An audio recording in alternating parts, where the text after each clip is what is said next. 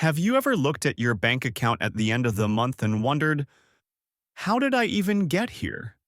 You made money, worked your hours, maybe even saved a little, yet somehow it feels like you're still running in place.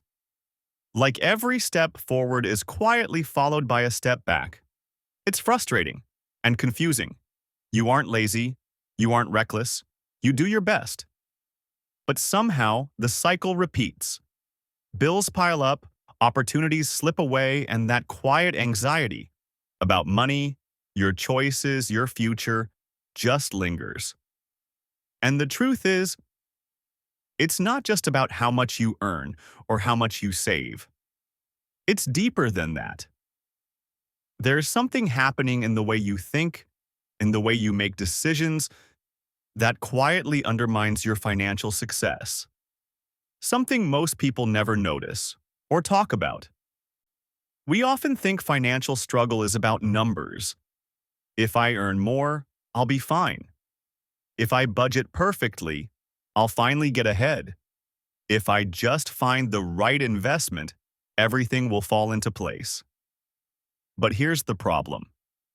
That way of thinking only tells half the story, because it ignores the part of you that makes decisions based on fear, habit, or hidden beliefs. It ignores the invisible patterns in your mind that push you toward short-term comfort over long-term stability. We sabotage ourselves not because we're bad with money. We sabotage ourselves because our brains evolved to handle survival, not spreadsheets.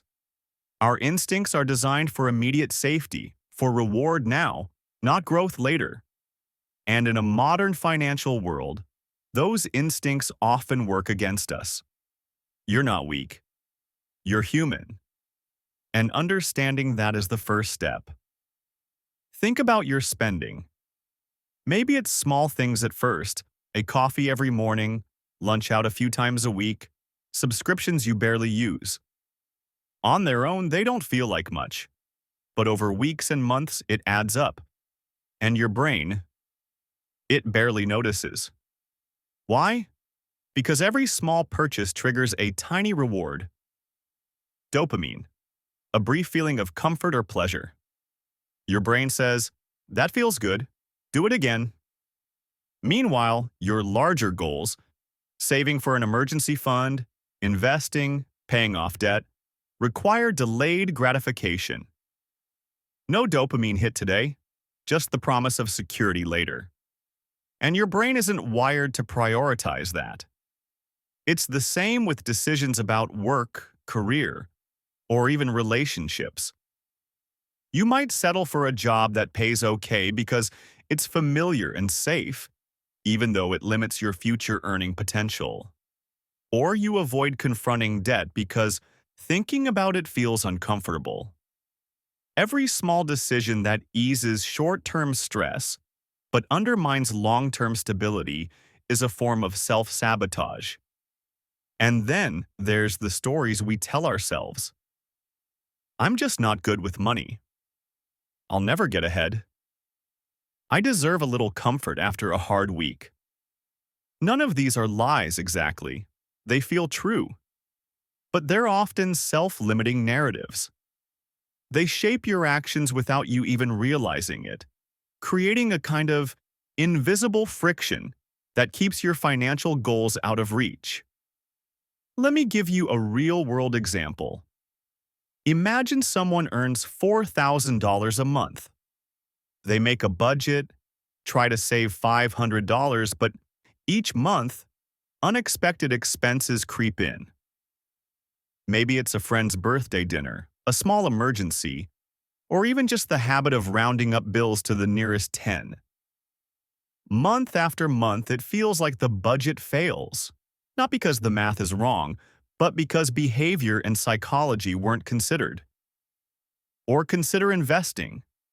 Many people say, I'll start next year, or I don't know enough yet. In reality, that hesitation is often fear masquerading as prudence. Fear of loss, fear of making the wrong choice. And while it seems safe, It quietly prevents wealth from growing over time. This isn't about laziness or being careless. It's about understanding the patterns your mind defaults to. It's about recognizing the invisible scripts, emotional triggers, habits, cognitive biases that quietly steer your financial life.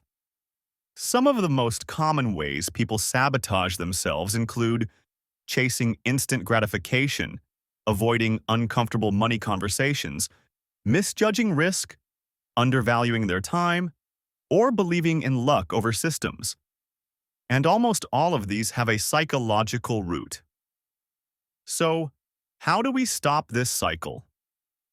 Here's the insight. The first step isn't making a budget, or cutting your spending, or finding the perfect investment. The first step is awareness. Notice the moments when you make a choice that feels good now but costs you later. Observe your own narratives about money. I deserve this because I worked hard. Or, I can't afford that, so why bother saving? Start seeing those thoughts without judgment. Just notice. And then, gently, challenge them. Ask yourself, if I think long-term, how would I act differently? The shift isn't extreme. You don't need to become frugal overnight or radically change your lifestyle. It's about small, consistent adjustments, small awareness, small decisions that align with your goals. Think of it like mental fitness. Your mind has patterns, some that protect you, some that sabotage you. And just like any muscle, they can be trained over time. With awareness, you can make decisions that support your financial success instead of undermining it.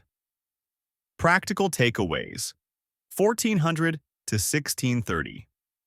So, what does that look like in real life? First, notice your triggers. When do you spend impulsively? When do you avoid financial decisions? Naming them is powerful. Second, create small structures that guide your behavior. Automatic savings, scheduled investments, or even simple rules like I won't buy non-essential items without a 24-hour pause.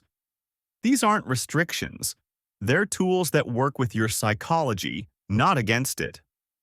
Third, examine your stories. Replace self-limiting narratives with reflective questions. Is this really true? Or am I following a pattern I inherited? Over time, these small shifts in thinking compound, just like money. And finally, remember to be gentle with yourself.